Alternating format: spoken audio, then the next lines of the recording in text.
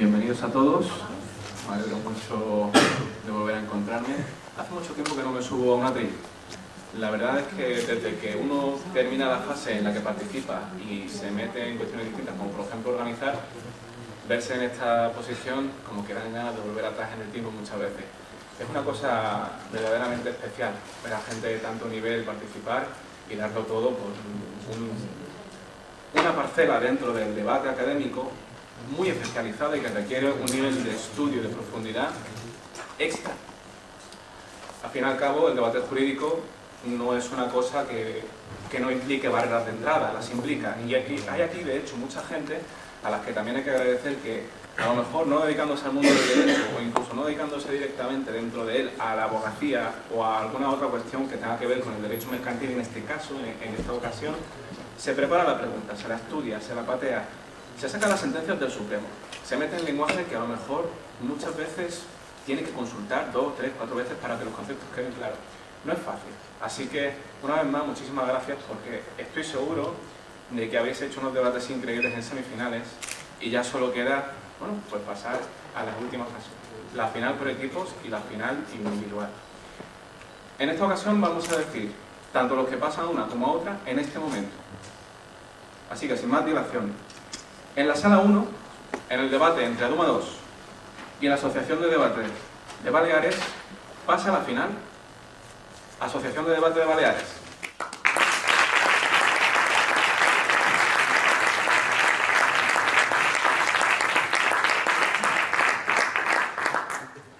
Y el enfrentamiento en la sala segunda entre Aduma 1 y la Universidad de Alcalá pasa a la final la Universidad de Alcalá.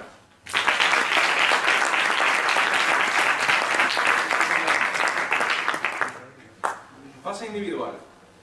El enfrentamiento en sala 1 entre Jesús Henares y Roberto Gutiérrez pasa a la final Jesús Henares.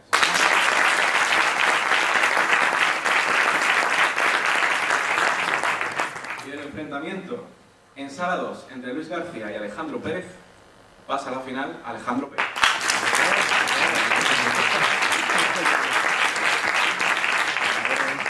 Enhorabuena a los clasificados.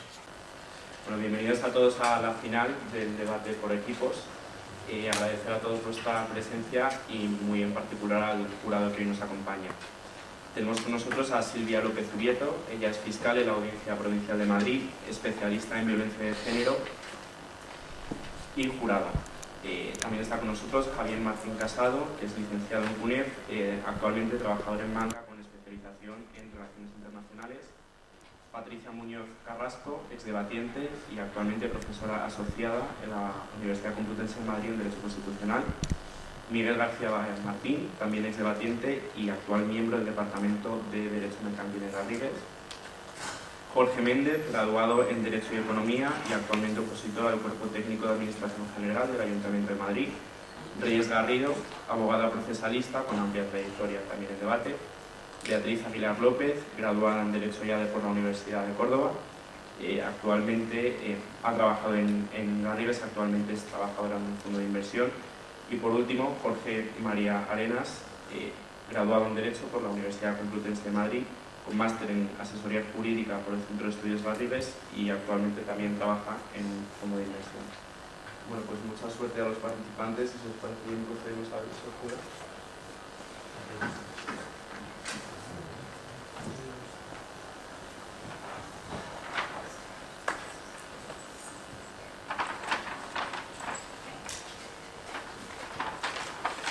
En contra.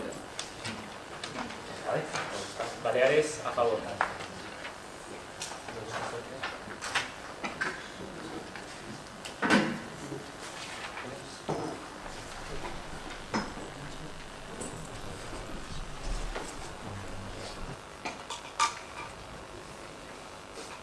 Ayer mismo se publicaba en el BOE una resolución de la Dirección General de Seguridad Jurídica y Fe Pública que decía lo siguiente.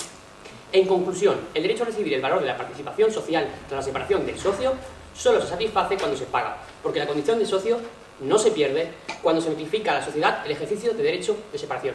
Y es que las cosas son lo que son, y por muchas vueltas que le queramos dar un tornillo, si nos pasamos de rosca, lo vamos a romper.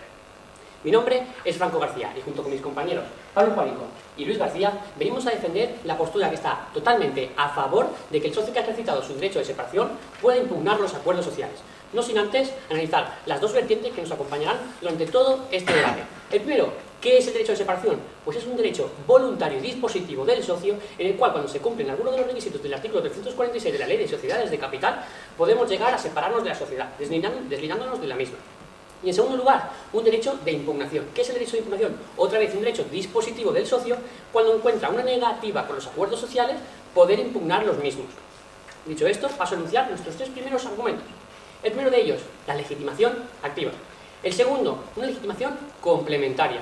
Y el tercero de ellos, el equilibrio entre el interés social y el interés del particular. El primero, la legitimación activa, el cual yo mismo desarrollaré en este turno, pero que ya les adelanto que demostraremos cómo el socio, una vez ejercitado el derecho de separación, no pierde la condición de socio automáticamente y, por tanto, puede seguir impugnando los acuerdos sociales. En segundo lugar, una legitimación complementaria. A raíz de la razón de ser socio y nuestro propio interés de proteger el crédito, podemos seguir alegando el interés social y, por tanto, impugnando acuerdos a través del mecanismo del 206 de la Ley de Sociedades de Capital. Y, en tercer lugar, buscar el equilibrio entre el interés social y el interés particular. Y no solo el de una parte, sino también el de la otra. Dicho esto, paso directamente a argumentar nuestro primer argumento. Como ya anunciaba antes, la legitimación activa. Es que, una vez anunciado nuestro derecho de separación, no perdemos automáticamente la condición de socio. ¿Y cuándo se pierde? Una vez reembolsado el derecho de crédito y, por tanto, llevando a cabo una plena ejecución de dicho derecho. Y esto no lo decimos nosotros, lo dice, en primer lugar, el anteproyecto del Código Mercantil de 2014, que decía lo siguiente: el socio quedará separado o excluido de la sociedad a partir del momento del reembolso de la consignación de valor de la parte social de la que fuera titular. Además de ello, el Boletín Oficial del Estado publicaba en la Resolución de la Dirección General de Seguridad Jurídica y Fe Pública 8809 del 2020 la misma tesis que acabo de comentar. Y además de ello, la sentencia 4/2021 contrastada 1, 2 y 3 sentencias del Tribunal Supremo afirmaban lo siguiente: el derecho a recibir el valor de la participación social tras la separación del socio solo se satisface cuando se paga, porque la condición de socio no se pierde cuando se notifica a la sociedad el ejercicio del derecho de separación. Por lo tanto, ¿qué tenemos hasta ahora? El socio sigue manteniendo la condición de socio. ¿Y cómo es el procedimiento? El siguiente es el procedimiento. Primero, emitimos nuestro derecho de separación. Luego, lo recibimos. Se hace una valoración sobre las participaciones sociales. Luego, tenemos un acuerdo o no. Se puede judicializar a partir de un auditor. Luego tenemos el pago, momento en el cual perdemos nuestra condición de socio, y luego se escritura dicho acuerdo. Por tanto, mantiene la condición de socio hasta el momento exacto en el cual tenemos resarcido nuestro derecho de crédito y, por tanto, podemos seguir impugnando los acuerdos sociales por tres motivos. En primer lugar, por la legitimación activa. El segundo, por una legitimación complementaria. Y en tercer lugar, por el equilibrio entre el interés social y el interés del particular. Muchísimas gracias.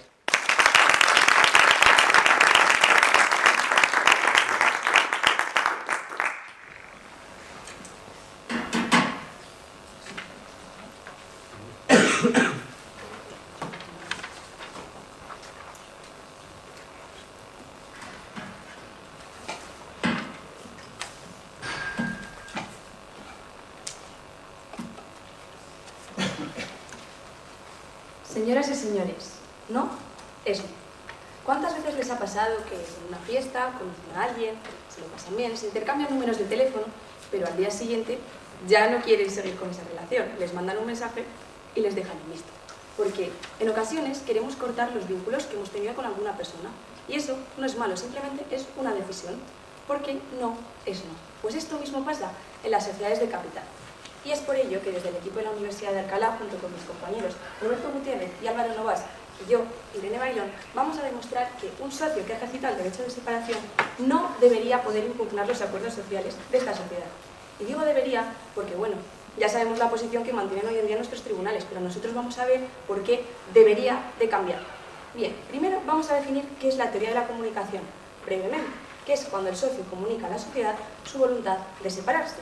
y la teoría de la recepción, que va un paso más allá, que es cuando la sociedad recibe dicha comunicación, dada la naturaleza recepticia de este derecho. Para ello vamos a utilizar tres sólidos argumentos. En un primer momento, un argumento doctrinal, en el que veremos más extensamente la doctrina que nos explica esta teoría. Entonces, decimos que una vez la sociedad recibe la comunicación del socio, el mecanismo se activa per se, y esto ya provoca la desvinculación, se rompe el vínculo entre la sociedad y el socio, y este se vuelve un mero acreedor de la sociedad, por lo que ya no podría acudir a las juntas ni ejercer este derecho. Este derecho es irrevocable. Y la sociedad debe de saber que se quiere separar. Este es el paso más allá del que hablábamos en la teoría de la recepción. En segundo lugar, un argumento jurisprudencial. Y aquí nosotros queremos hacer el inciso del ánimo de la norma, el inciso de la vertiente teleológica. Y además, ellos nos sacan a colación la sentencia 4/2021, pero bueno, a lo largo de las refutaciones mi compañero Roberto va a desarrollar por qué nosotros creemos que esta teoría entra en una total contradicción, ya que se apoya en otra teoría del año 2006, se apoya en ella y provoca una incoherencia dentro del propio texto de la sentencia. Si en el momento de esa declaración recepticia nace el derecho de crédito, no pueden coexistir este derecho de crédito y los derechos sociales. Sería totalmente ilógico e incoherente. Y por último, nuestro tercer argumento es el argumento de que no hay interés legítimo. La perpetuatio legitimationis no es absoluta, es una doctrina procesal que no es absoluta. Entonces, para esto, cuando en los casos en los que se ha basado únicamente en que quiere utilizar este derecho y lo ha utilizado por su voluntad y la única base de la demanda es simplemente que ha ejercitado este derecho y que quiere dejar de ser socio, no hay ningún tipo de interés legítimo. Citamos las palabras del Tribunal Supremo. La jurisprudencia ha considerado que la pérdida de la condición de socio en el curso del procedimiento, cuando se debiera a una decisión del socio y ese fuera el único título alegado en la demanda para fundar la legitimación activa, determinaba la pérdida sobrevenida del interés legítimo en obtener un pronunciamiento sobre el fondo y procedía a la terminación del procedimiento. Entonces, nosotros tenemos este argumento doctrinal. Vamos a presentarles estas dos teorías, en concreto la última, que no deja de ser un desarrollo, un paso más allá de la primera. Y vamos a ver lo que han dicho distintos autores sobre ello. El argumento jurisprudencial, en el que queremos hacer inciso. No únicamente defendemos que esto deba ser así porque un tribunal se haya posicionado en este lado. Vamos a ver realmente el ánimo de la norma. ¿Qué se busca? ¿Qué está buscando el legislador? No podemos demonizar a las mayorías. Y después vamos a ver el interés legítimo, sobre el que incidiremos mucho. ¿Por qué? Porque nosotros vamos a mantener que no hay ningún tipo de interés legítimo. Al principio de mi introducción yo les hablaba de que no es no. Al fin y al cabo lo que quiere hacer el equipo de la Universidad de las Islas Baleares es bajarse de un barco que ya tiene un destino y elegir a dónde van a ir los pasajeros que se han quedado en ese barco, mientras que ellos ya están abajo. Y es por esto que desde el equipo de la Universidad de Alcalá decimos que no, un socio que ejercita el derecho de separación no debería poder impugnar los acuerdos sociales de esa sociedad. Muchas gracias.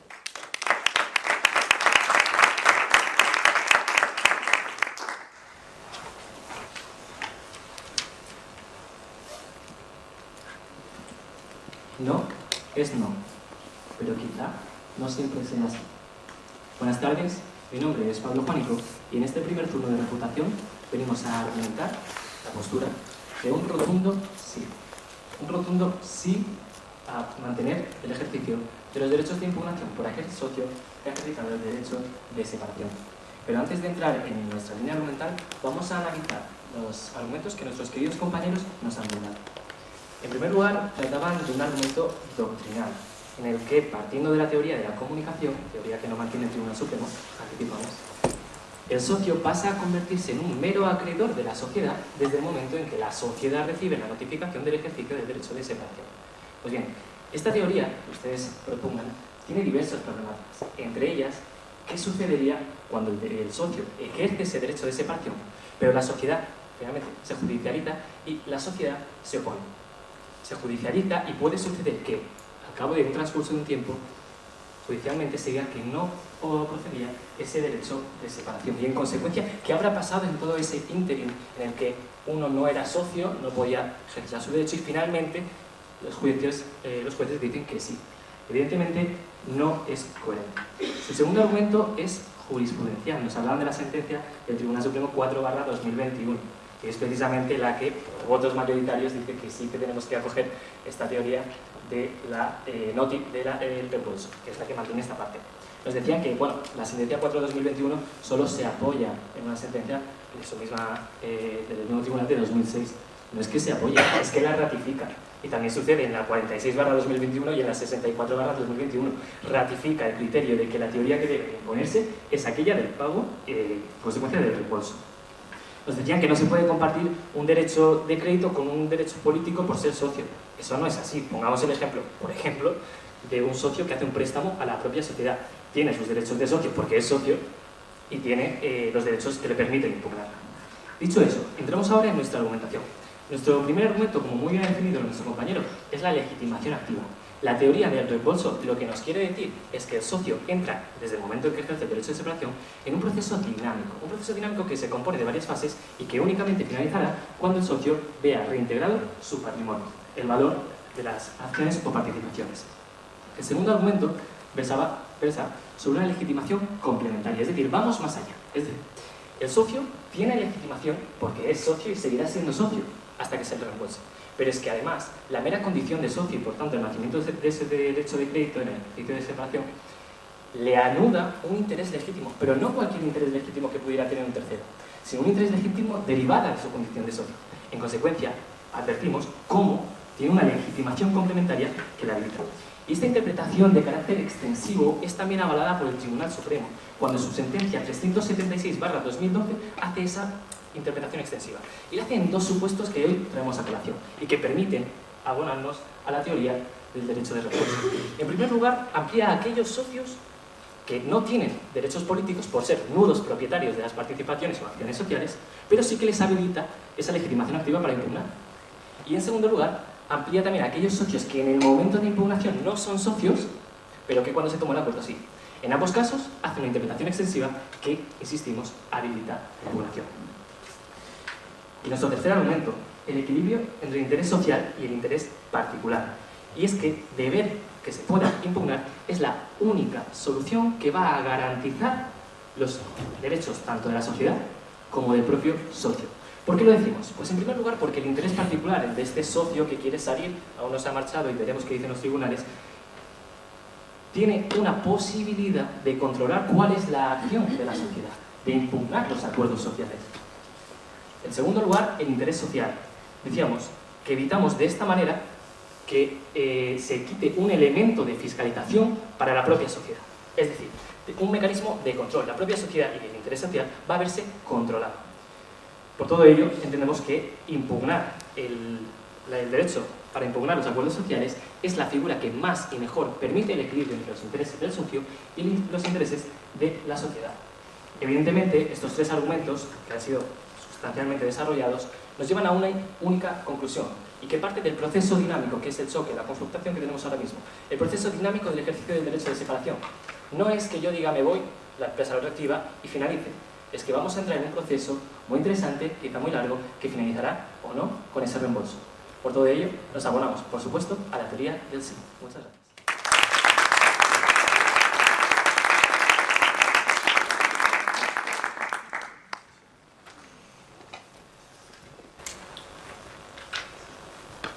Bien, buenos días a todos, estimado jurado, compañeros de la Universidad de las Islas Baleares. Mi nombre es Roberto Gutiérrez y en este primer turno de refutación aludiremos a lo que ha sido el debate durante este primer tramo del mismo. El equipo de la Universidad de las Islas Baleares parece no querer que haya debate. Efectivamente, el Tribunal Supremo ha sido tajante. Ha decidido, cambiando su criterio jurisprudencial, como suele hacer el Tribunal Supremo en multitud de asuntos, que la sentencia del año 2006, en el que se acogía a las otras teorías, la receptiva y la de comunicación, no debe ser siendo considerada la acertada en este momento. La cuestión del debate no es esa. La cuestión del debate es si la teoría del reembolso es la más acertada para la protección de la sociedad, en este caso en consonancia con lo establecido en el artículo 348 bis de la Ley de Sociedades de Capital. Efectivamente, la Universidad de las Islas Baleares incide en que diversos operadores jurídicos consideran que la teoría del reembolso es la más adecuada, pero ello no es del todo cierto. Por ejemplo, ustedes aludían a la Dirección General de Seguridad Jurídica y Fe Pública. Efectivamente, existe una resolución de 4 de junio de 2020 que apoya la teoría del reembolso. No obstante, un mes después, esta misma resolución de la Dirección General de Seguridad Jurídica y Fe Pública daba un pronunciamiento contrario y se acogía a la teoría de la recepción, esto con anterioridad a la sentencia 4 de 2021. Pero volviendo a esta sentencia, que ha sido objeto de debate, veamos lo que señalaba la misma. Efectivamente, el Tribunal Supremo parece tajante al señalar que el socio lo sigue siendo y mantiene la titularidad de los derechos y obligaciones inherentes a tal condición, el artículo 90 de la Ley de Sociedades de Capital. En conclusión, el derecho a recibir el valor de la participación social tras la separación del socio solo se satisface cuando se paga, porque la condición de socio no se pierde cuando se notifica a la sociedad el ejercicio del derecho de separación. Efectivamente, la teoría del reembolso es la adecuada según el Tribunal Supremo, pero ello es incoherente con su propia jurisprudencia y por el pronunciamiento de la sentencia del año 2006. ¿Por qué? No hay ninguna base legal para sostener que hasta que se realiza el pago no se pierde la condición del socio. Se podría defender que es una solución adecuada para garantizar mejor, si acaso, el pago, pero no es algo que imponga ni la ley, ni mucho menos la lógica. Quizás podría defenderse esta postura como un sistema, digamos, sancionador en una sociedad que no cumpliese sus obligaciones de pago, pero la ley no se expresa en ese sentido, ni la sentencia parece alegarlo.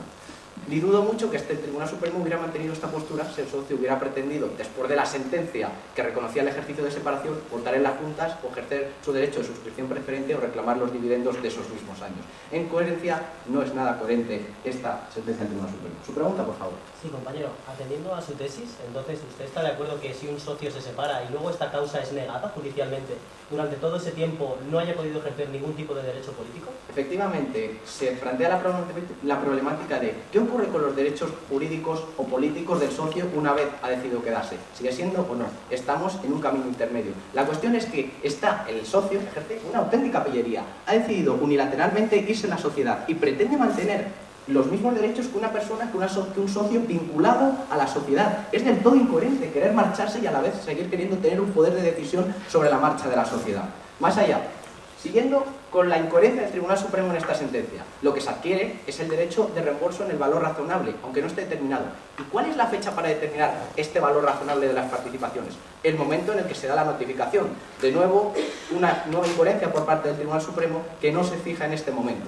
Luego, si en el momento de esta declaración recepticia nace el derecho de crédito, no pueden coexistir este y los derechos del socio. En particular, sería bastante ilógico que coexistiera el derecho a pedir intereses de demora sobre el valor debido desde que pasa el plazo de 2 meses del pago que señalaba el artículo 1108 del Código Civil y el derecho a cobrar estos dividendos. Así pues, vemos las incoherencias mantenidas por el propio Tribunal Supremo. Su pregunta, por favor. Sí, entonces, ¿está usted negando que cualquier tipo de socio no pueda tener ningún derecho de crédito con la sociedad, aunque no se haya separado? La cuestión es que el derecho de crédito puede tenerlo como un tercer interesado. Efectivamente, el propio Tribunal Constitucional, en una causa en la sentencia del Tribunal Constitucional 40-2009, se pronunció sobre los intereses legítimos del socio, del tercero que ha dejado de ser socio. Efectivamente, ha dejado de ser socio, pero no por ello no puede mantener un derecho de crédito respecto a la sociedad. De hecho, el Tribunal Constitucional le señalaba que sería contrario al artículo 24 y al derecho a tutela judicial efectiva negarse al tercero, que anteriormente era socio, a mantener un interés legítimo. Pero existen otras vías adecuadas para la protección de sus intereses, no manteniendo unos derechos jurídicos y políticos equivalentes a los que han querido seguir manteniéndose en la sociedad y seguir manteniendo acciones y participaciones dentro de la misma. Pues ello es completamente incoherente. Es el barco que se marcha y te deja en tierra y aún así seguir decidiendo el itinerario del mismo una vez ha partido de puerto. Así pues, ahondando en nuestro primer turno de refutación, deja claro que la sentencia del Tribunal Supremo es incoherente respecto a su razonamiento. A continuación, en un segundo turno de refutación, nos centraremos en lo verdaderamente importante, el interés de la sociedad en contraposición al interés del socio, puesto que no podemos tiranizar ni hacer una tiranía de las mayorías. No podemos demonizar a la mayoría en perjuicio de estas en favor del socio minoritario. Muchas gracias.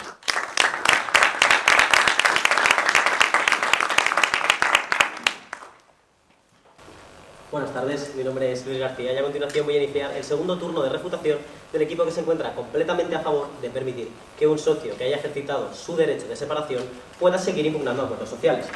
Para ello, vamos a analizar los argumentos que nos ha planteado o enunciado el equipo contrario. Su primer argumento era un argumento doctrinal. Nos decían que desde el momento en que el socio se separa de la sociedad se rompe el vínculo con la misma. Porque no es no, porque hay veces que queremos cortar vínculos. Pero bueno, vamos a entrar dentro de la posición del equipo contrario. Es cierto, hay veces que queremos cortar vínculos, pero para cortar determinados vínculos existe un proceso para ello.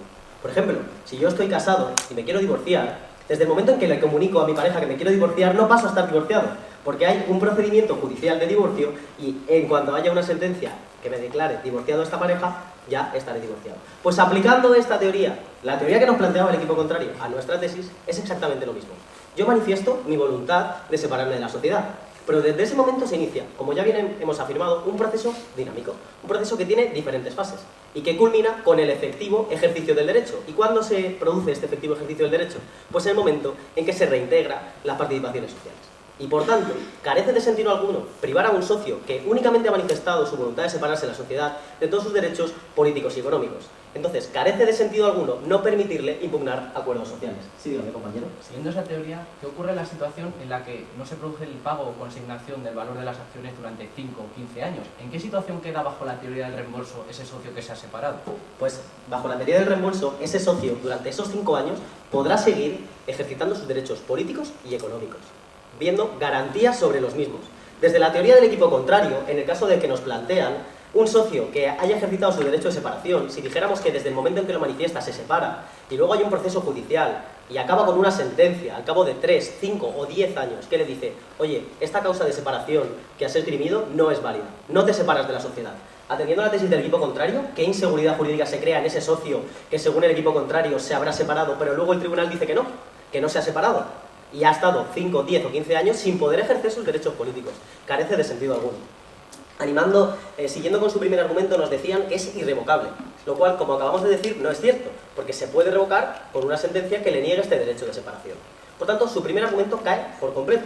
Su segundo argumento nos hablaban del ánimo de la norma, nos analizaban la jurisprudencia. Una jurisprudencia se basaban en el voto particular, que como decimos es minoritario. Nosotros nos basábamos en la postura mayoritaria del Tribunal Supremo, pero no únicamente porque sea el Tribunal Supremo, no únicamente porque hemos sacado las resoluciones de la Dirección General de Seguridad Jurídica y Fe Pública, sino nos hemos basado en el razonamiento que justo les acabo de explicar. El socio es socio porque mantienes esta condición y por tanto debe seguir ejerciendo sus derechos políticos y económicos. Y dentro de estos derechos políticos y económicos se encuentra el derecho a impugnar acuerdos sociales. Su tercer argumento era que no hay interés legítimo. Y se han quedado ahí, no han explicado nada más. Y según nos ha anunciado el compañero contrario, parece que lo quieren explicar en su segundo turno. Entonces, lo que quiere hacer el equipo contrario es negarnos a nosotros la posibilidad de impugnar sus argumentos. Siguen su tesis, porque nosotros no tendríamos oportunidad de refutarlo. Por tanto, los dos argumentos que nos han explicado han quedado caídos. Y el tercero únicamente lo han enunciado, que no hay interés legítimo. Y esto chocaba frontalmente con nuestro segundo argumento, que decíamos que sí hay interés legítimo, por dos razones.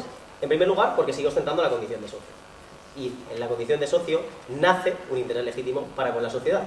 Y en segundo lugar, porque también tiene un derecho de crédito con la misma. Y este derecho de crédito es el que le goza, es el que le otorga precisamente de este interés legítimo. Pero que es que no lo decimos nosotros, esta interpretación extensiva del interés legítimo. Como bien comentaba nuestro compañero Pablo, la sentencia del Tribunal Supremo 376/2012 decía precisamente esto, otorgando incluso la posibilidad de impugnar acuerdos sociales a aquellos que no tienen derechos políticos en la sociedad, como por ejemplo los nudos propietarios de acciones usufructuadas. Por tanto, este argumento que no nos han explicado de que no hay interés legítimo, que chocaba perfectamente con el nuestro, ha quedado más que acreditado que sí que existe este interés legítimo. Y no solo ello, volviendo ahora a nuestros argumentos, también existe una legitimación activa por ostentar la condición de socio y además que la hemos explicado el motivo, hemos explicado la fundamentación de ser. Tiene coherencia, tiene lógica con la postura del Supremo, con la legislación vigente y con la naturaleza del socio. En segundo lugar, la legitimación subsidiaria que acabamos de explicar. Y en tercer lugar, no nos podemos olvidar del equilibrio que debe existir entre el interés social y el interés del socio. La postura de permitir mantener la posibilidad de impugnar acuerdos sociales es la única que permite mantener en equilibrio estos dos intereses, el del socio y el de la sociedad. Y por todo ello, decimos un rotundo sí. Hay que permitir que el socio que ha ejercitado su derecho de separación pueda seguir impugnando acuerdos sociales. Muchas gracias.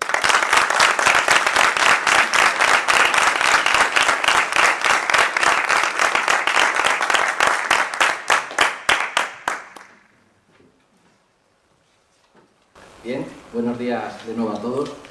No quiero yo privarles de nada y por ello comenzaré hablando sobre el interés legítimo de la sociedad. Efectivamente, desde el equipo de la Universidad de las Islas Baleares se ha planteado una dicotomía que se ha planteado a lo largo de la historia del derecho societario. ¿Cuál es el interés que debe primar una sociedad? ¿Debe primar el interés de los socios o el interés de la sociedad en sí misma considerada? Bien, a este respecto ha habido un amplio discurso doctrinal. Se han mantenido dos posturas tremendamente contrarias que han sido profusamente analizadas por el propio tribunal. La sentencia del tribunal de 7 de diciembre de 2011 puso fin de alguna manera a este envite que había sucedido a lo largo de las décadas. Se oponían dos visiones contrapuestas, la teoría institucionalista y la contractualista.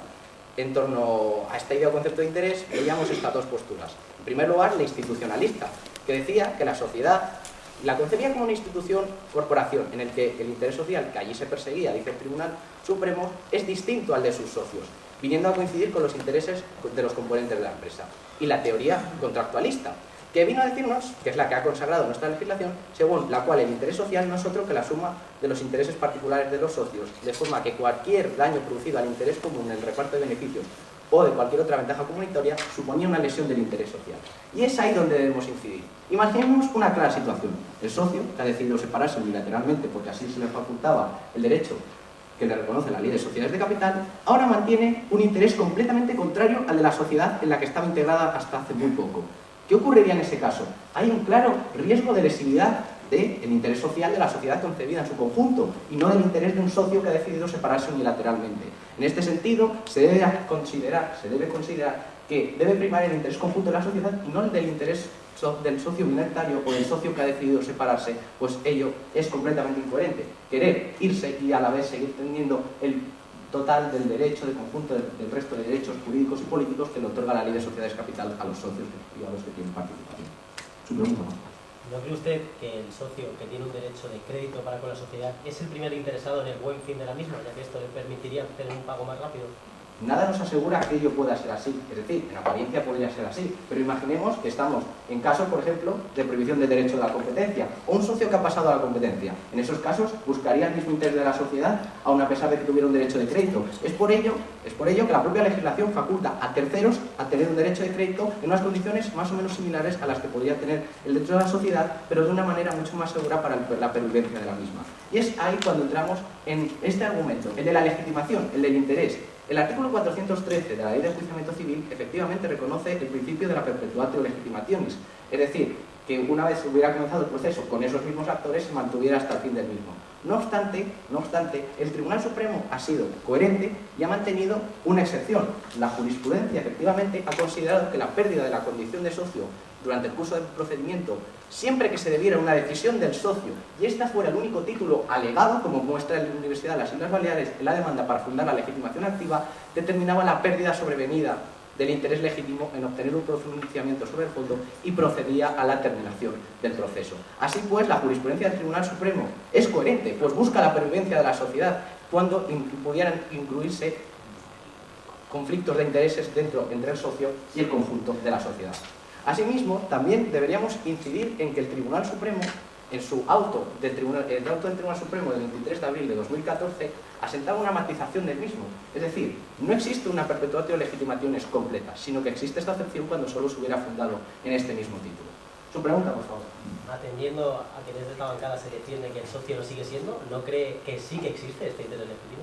No existe interés legítimo. El interés legítimo se pierde desde el mismo momento en que la persona ha manifestado su voluntad de dejar de tener todo tipo de interés en la sociedad, que es marchándose de la misma. Es totalmente incoherente querer mantener el mismo nivel de derechos socios, políticos y económicos que el resto de los participantes en esta misma sociedad. Y es que el Tribunal Supremo haya acogido la teoría del reembolso no significa que esta teoría no pueda cambiar de aquí a un tiempo. Ustedes han basado su argumentación en que los operadores jurídicos han apoyado esta teoría. No obstante, existen diversos sectores doctrinales que la han criticado y, de hecho, en el derecho comparado existe también una diversidad de teorías al respecto. Y la teoría del reembolso no es para nada la única teoría recogida en el conjunto de ordenamientos de nuestro entorno a este respecto en el derecho societario. Nada más deberíamos mirar la mirada a Francia o Italia. Por tanto, en favor del principio de protección de la sociedad y pervivencia de la misma y de la no contradicción entre el interés del socio y el interés de la sociedad en su conjunto, como ha defendido nuestro legislador y el Tribunal Supremo, debe acogerse con un claro no. No debe mantener un interés legítimo y no debería impugnar el acuerdo societario por el bien de la sociedad en su conjunto y no del capricho de los socios que decidieron irse y ahora quieren seguir decidiendo. Muchas gracias.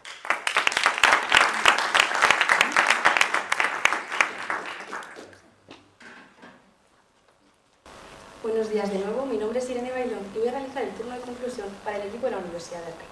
Primero vamos a ver qué es lo que ha sucedido a lo largo del debate. Desde el equipo de la Universidad de las Islas Baleares nos traían una línea basada en 3 aspectos. En un primer argumento, legitimación activa. Ellos hablaban de las 3 sentencias del Tribunal Supremo en 2021. Ratificar. He contado 3 veces que han dicho que la sentencia del Tribunal Supremo 4/2021 ratifica la de 2006. Busquen entre esos papeles que nos han traído y si leen la sentencia verán lo que les ha explicado mi compañero Roberto. Y es que son sentencias que defienden teorías diferentes, pero a la vez se apoyan la una en la otra. Por eso hablamos de una incoherencia dentro de esta sentencia. Además, en su segundo argumento, el de legitimación complementaria, nos traen un informe de la Dirección General de Seguridad Jurídica y de Fe Pública, en el que dicen que se posiciona con la teoría del reembolso. Pero es que, sin embargo, mi compañero Roberto les trae un informe posterior en el que se posicionan con nuestra teoría. Por lo tanto, pues cogemos este argumento y lo utilizamos para fortalecer también nuestra línea. Después, en el tercer argumento, bueno, les quería pedir disculpas, lamentamos la estructura del debate, pero hemos tenido que dividir nuestros 3 argumentos y explicarlo en el último de ellos. Aún así, creo que en nuestra introducción les explicamos brevemente lo que es el interés legítimo y mi compañero Roberto no ha dudado en cederles todas las preguntas que precisaran. Además, al ser un argumento que chocaba con el suyo de frente, suponemos que con el desarrollo de su argumento deberían de haber podido refutarlo. Ustedes nos decían que seguramente estos socios buscarían el bien de la sociedad. Nosotros no creemos tanto en la bondad de las personas y ante esto mi compañero Roberto les refuta dándoles un ejemplo. Imaginemos un socio que ha pasado a la competencia. ¿Realmente buscaría el interés de la sociedad? Pasamos ahora a recordar nuestra línea argumental, que se basaba efectivamente en 3 sólidos argumentos.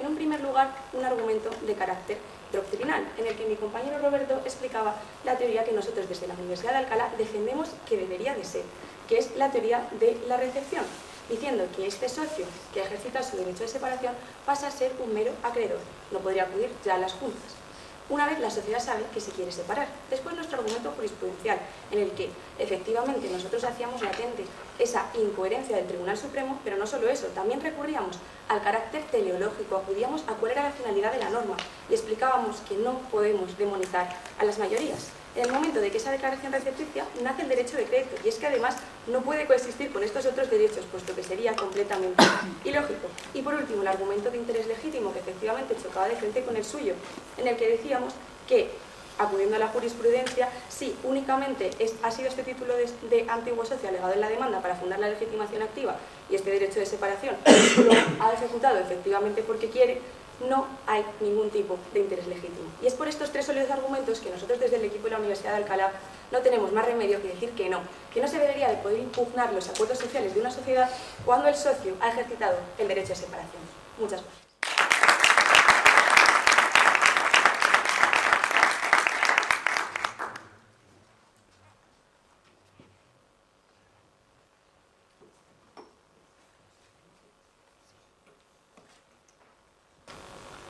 Sí, es sí. En cuanto a defensa y protección de derechos nos referimos. Llega el momento de concluir este maravilloso debate.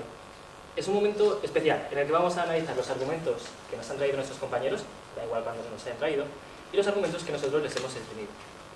En primer lugar, el argumento que nuestros queridos compañeros nos planteaban era un argumento doctrinal y, en ese sentido, partía de la teoría de la comunicación.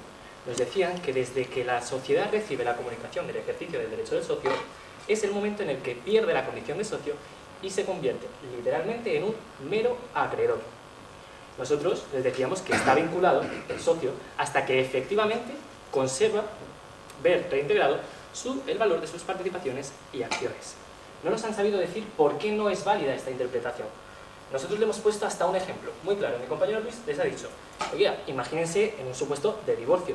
Yo no digo me voy y me marcho en todas las decisiones, sino que hay un proceso que, como le hemos dicho, es dinámico.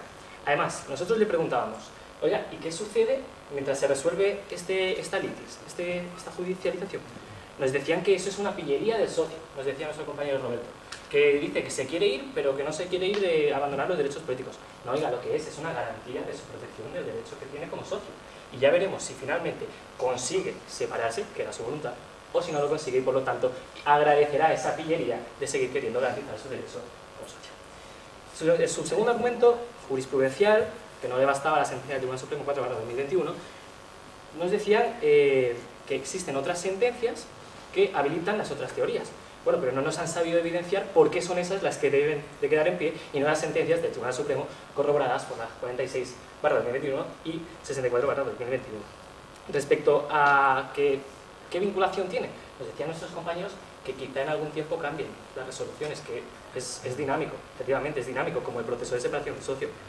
Por último, nos decían, medio decían, que no hay interés legítimo. Tercer argumento, ese argumento que, muchas gracias por sus excusas, en el buen sentido me refiero, de no haber podido razonarlo cuando tocaba. Nos decían, bueno, suponemos que como su tercer argumento es similar, lo cual entiendo que han entendido nuestro argumento, pues ya se habrán podido defender. No ha sido así, compañera. Por todo ello, nuestros argumentos. El primero, de legitimación activa. El socio deja de ser socio cuando recibe su retribución. Por lo tanto, hasta que lo hace, tiene derecho a impugnar los acuerdos sociales. Es más, debe tener derecho.